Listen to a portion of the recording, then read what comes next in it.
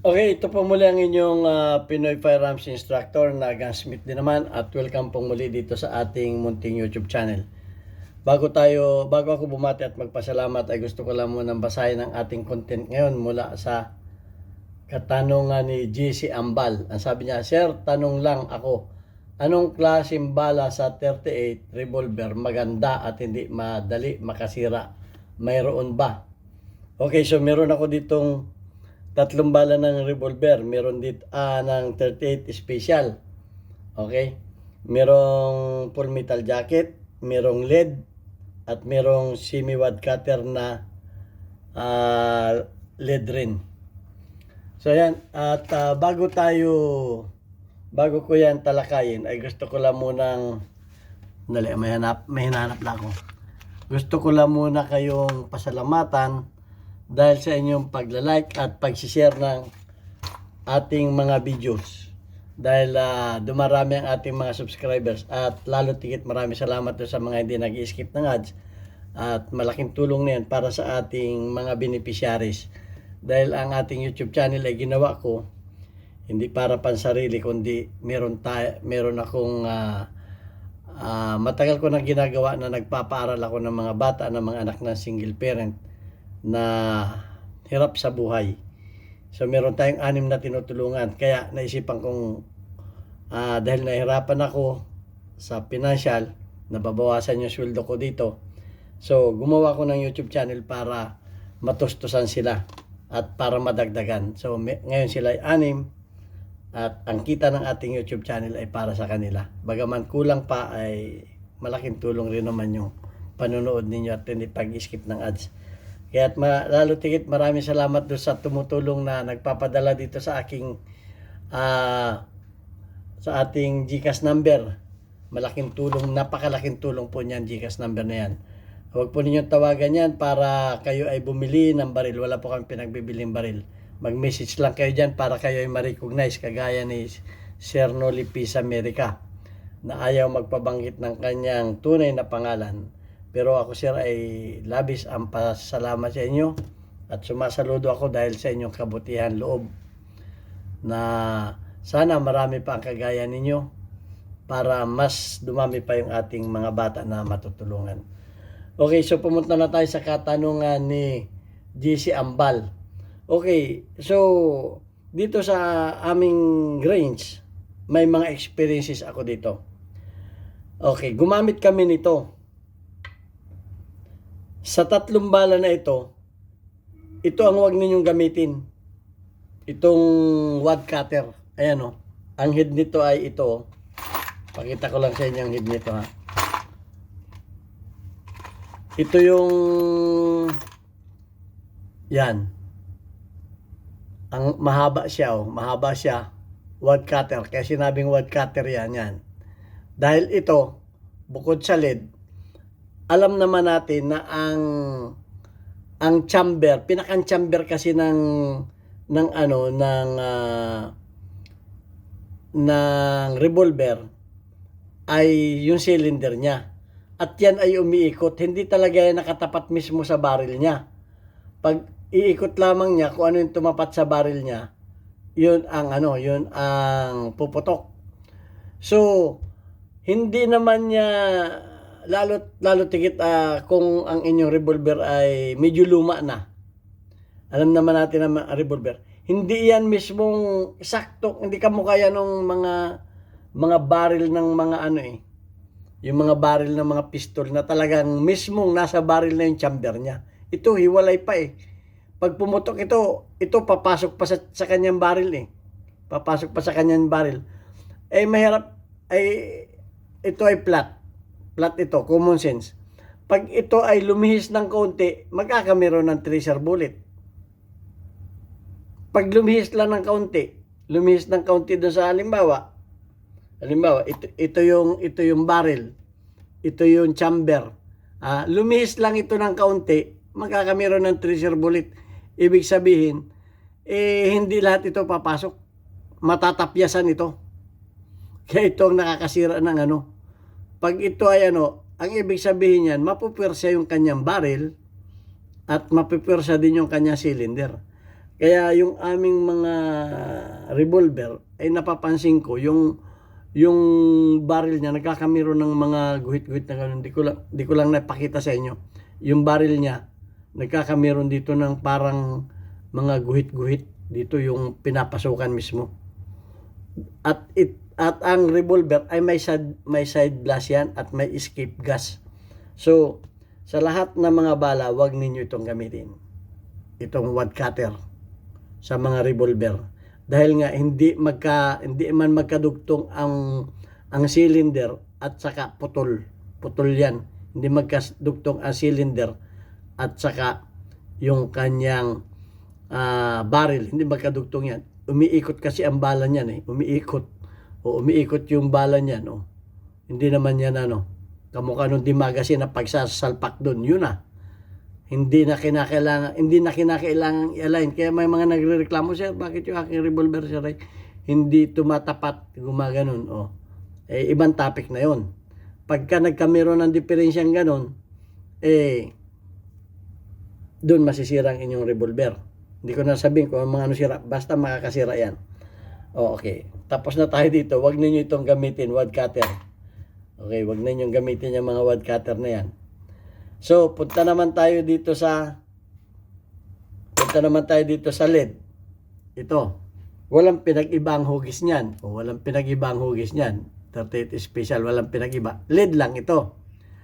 Ang problema naman sa LED, walang problema sa LED. Basta masipag kayong maglinis ng inyong barrel. Dahil itong LED, lalo kung mainit na yung barrel ninyo, nag-iiwan niya ng lead deposit sa loob ng inyong barrel. So yung rippling ninyo, parang matatabunan na yan eh. May experience kami dito na na bumara mismo itong lead sa barrel, hindi na lumabas. Dahil umpisa ng 10 o'clock sa umaga hanggang 10 o'clock sa gabi, bago pa naman yung revolver. So maraming nakagusto sa revolver, pinipilahan, daming customer. Lead ang ginagamit namin na nagtitipid yung kumpanya, lead ang dahil mas mura. Napuno na pala ng lead deposit yung barrel. May pagkakataon ngayon hindi na lumabas yung So, dinala sa akin. Nung nakita ko, talagang yung kanyang barrel ay kumbaga sa tao ito ay high blood. Nagkumipot na yung loob ng barrel sa dami na ng lead deposit. Sa tao ay high blood, kumbaga yung ugat ay marami ng kolesterol. Yun, ang katulad niyan. Ganun ang nangyari. So anong nangyari? Bumara na, di patay. Hindi na magamit. So, linis. So, hindi na rin ako nagpa-order ng lead. Pero ito'y po pwede. Wag lamang basta masipag lamang kayo maglinis ng baril. At ako may video ako para kung paano pagtanggal ng mga lead deposit kasi hindi ko ginagamitan ng Hindi ko ginagamitan ng wire brush. Hindi ko pinapagamitan dahil nga madaling makagasgas ng groove ang wire brush. Kasi ang groove naman ay hindi naman ang groove kasi ay hindi man tuwid yan. Ganun niya, twist yan eh. Tapos padadaanan mo nung wire brush. Dahil sa friction, ibang topic na yan. May topic na rin tayo niya. Wag na nating yan. Basta't may ako niya na may panlinis ako ng may tools. Gumamit ako ng simple tools para matanggal yung mga lead kung makapal na. Ito ang pinaka-friendly. May nag-comment, yung daw isang pulis ayaw daw pagamitan yung kanyang baril ng full metal jacket. Ang full metal jacket ay napakalinis sa baril. Malinis ito, hindi ito nag-iwan ng lead deposit. At ito, kaya lang ito, may nagsabi na hindi lumalabas sa bala, ang bala sa kanyang revolver kasi ngayon revolver niya ay malaki ang, may topic niyan. Malaki ang escape gas. Medyo matigas nga ang labas nito pero madulas naman ito, madulas. Ito naman malambot pero nag-iiwan naman ng lead deposit. Ito ang napaka-friendly sa barrel. Dahil ito hindi nag-iiwan ng lead sa kanyang barrel. Ang iniiwan lang nito ay di yung mga yung mga carbon na sunog, which is normal naman yun. At mapapansin niyo mas madaling linisin ang barrel pag ito ang ginamit ninyo. Ang problema ito, may nag-comment din, pag daw pumutok ng lead, ay lilinisin itong, ang panlinis daw, ipuputok daw nitong nitong full metal jacket. Which is gamitin ninyo ang common sense ninyo. May, kumbaga, barado yan. Kumbaga may mga dumi-dumi na yan. Ay ngayon aaraduhin ng matigas na bagay. Aaraduhin ng matigas na bagay. Mas matigas ito. So, kumbaga, persahan mong tinanggal. Persahan mong tinanggal yung mga lead roon. Ano mangyayari sa barrel mo? Kumbaga makipot nga yan makipot. Makipot yan. Kumipot na yan dahil sa mga lead deposit yan. Tapos persahan mong tatanggalin ito. Kanya-kanya tayo ng paniniwala. Kanya-kanya tayo ng common sense. Pero para sa akin, hindi tama yun. Yung mga gumagawa ng ganun. Pinaiiksi. Hindi nga masisira ang barrel mo. Pero pinaiksi mo ang buhay ng barrel mo. Persahan mong tatanggalin yan. Persahan mong tatanggalin yung lead deposit nito. Nakadikit yun sa barrel. Kumbaga yun nakahinang na sa barrel yun Dikit na dikit yun. Ang hirap nga ng tanggalin. Sinusundot ko nga yun Pag makapal na, okay lang siguro kung konti pa. Kung konti pa. Pero kung makapal na yung lead deposit niyan, tapos pupersahin mong tanggalin ito, hindi ako conforme doon. Pero nasa sa inyo yan, baril ninyo yan. Kung ginagawa ninyo yan at yun ang paniniwala ninyo, mag-isip-isip kayo. Mag-isip-isip kayo. Persahan ninyong tatanggalin ng bala yung wala kang makikita na ang panlinis ng lead ay bala rin. Ewan ko sinong dyan. Lilinisin mo yung baril mo ng bala rin. Isang matigas na bagay. Lilinisin mo na gano'n. Ako hindi man ako conforme doon. Pero hindi ko naman inaano yung inyong ginagawa. Pero yan ay hindi katanggap-tanggap para sa akin. Nang ipanlilinis ninyo sa baril. Kumbaga sinasabi nila na pambanlaw o daw ito.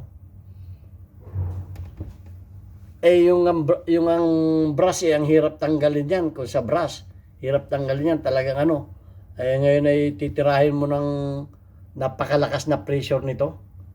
Kumbaga aaraduhin niya yung mga nakalidron. Di ang mangyayari dyan ay pag nakadikit yung lid pupersahin niya yung baril na halos bumuka na ganon. Dahil nakadikit. Hindi naman yan hindi naman yan alikabok Hindi naman alikabok yun Hindi naman yung kamukha ng mga carbon na nasunog. Ang lead nakadikit yan. Dikit yan sa bakal. Dikit yan dun sa wool. Kaya mapapansin mo yan na pag inano mo, hindi mo madadala yan ng isang brush lang na ganun Hindi naman yan alikabok na pag hinipan mo tanggal na. Kasi ang lead, pag mainit na, ginagamit na panghinang yan. Diba? Pinanghihinang yan. Yung mga lead, pag uminit na, didikit na yan doon sa bakal. Parang nakahinang na yan doon parang in-scrap mo yung parang in-scrap mo yung wool ng iyong barrel. Anong ginamit mo ito? Kung yung brush,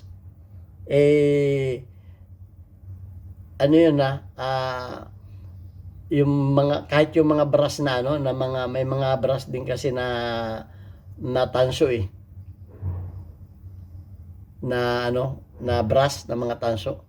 Ang hirap pa rin tanggalin nun So, yun akin ay advice. Hindi ko naman sinasabi na mali yun pero gamitin din ninyo minsan ng common sense. Gamitin ninyo. Kahit paggamitan ninyo ng science computein ninyo kung paano. kung paano, isipin lang ninyo kung paano niya tatanggalin yung mga nakahinang doon na mga lead. Pwersahan yun. Pwersahan. So, yung sa akin ay mga tip, mga advice, at kung hindi ninyo ako pinaniniwalaan, bali, wala sa akin yun. Bakit? Baril ko ba yan? Baril naman ninyo yan eh. Okay. Pero kasi may nag-comment sa akin nun eh. Oh, pulis daw ang nag-advise pa sa kanya. Kanya-kanya tayo ng paniniwalaan, pero yan ay para sa akin. Okay, so yan, at nasabi ko na. Kaya ko ina-advise itong mga ganitong round.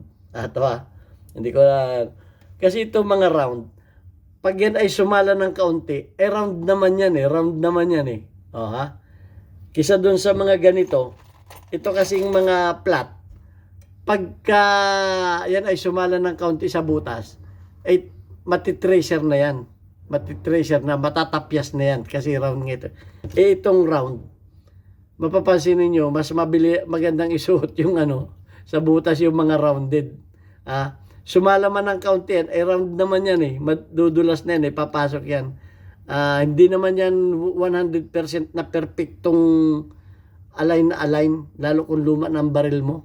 Hindi man yan,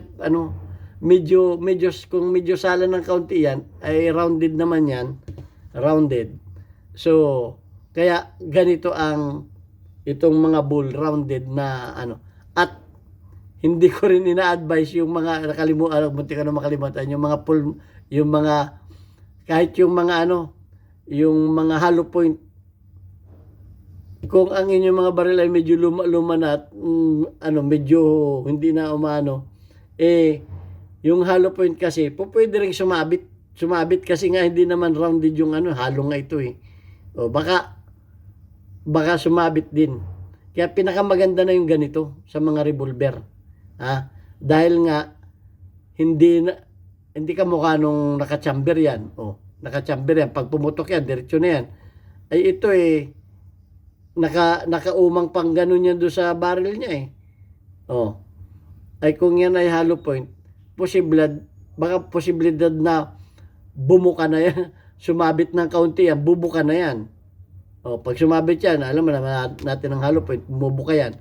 Ay kung sa entrada pa lamang ay sumabit na yan, ay di bubuka na yan. Di makakasira yan.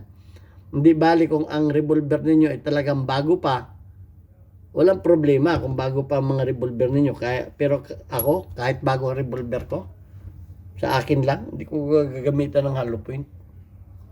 Baka nga may aksidente na baka magmalfunction na ganun. Okay? Baka hindi tumapat. Sa mga pistol yan, walang problema yan. Pag pumasok sa chamber yan. Kung sa mga pistol nga, namimili pa rin, bumabatangal pa rin yan eh. Sa mga hollow point, yan ang sakit ng mga hollow point na bala eh. Minsan yung pagcha-chamber. So ayan, ang sa akin, doon na tayo sa sigurado. Kisa sa siguraduhin. Pabaril yan eh. Pag sa akin, hollow point yan, yan ay full metal jacket, patay ang tinatamaan yan. Okay. Yung nga lang, malakas ang stopper talaga ng Hindi ko naman tinatanggi, malakas ang stopping power ng hollow point. Pero, kung sumabit, di baka ikaw ang may stop. Okay, so yan. At, na lang natin yung tingnan lang natin yung ating community spotlight. Shout out kay Gameboy, 75 ang iyong engagement. Shout out kay Pinoy Airguns, 2 iyong engagement. Shout out kay Pinoy Firearms Custodian, meron kang 86 engagement. Shout out kay Hil Gonzalez, meron kang 1 engagement. At shout out kay Jerry Francisco, meron kang 44 engagement. Okay, shout out na rin doon sa mga kababayan ko sa Pinamalayan Oriental, Mindoro. Meron na tayo diyang bagong Papa Burger. Bisitahin ninyo sa Alvarez Street, Pinamalayan Oriental, Mindoro, doon sa kinatatayuan ng dati kong machine shop. At masarap ang burger dyan, mura lang, buy one take one. At marami pang pagkain dyan na kayo ma-order. 24/7 bukas yan. At kahit brown out, may generator. Okay, thank you very much. God bless.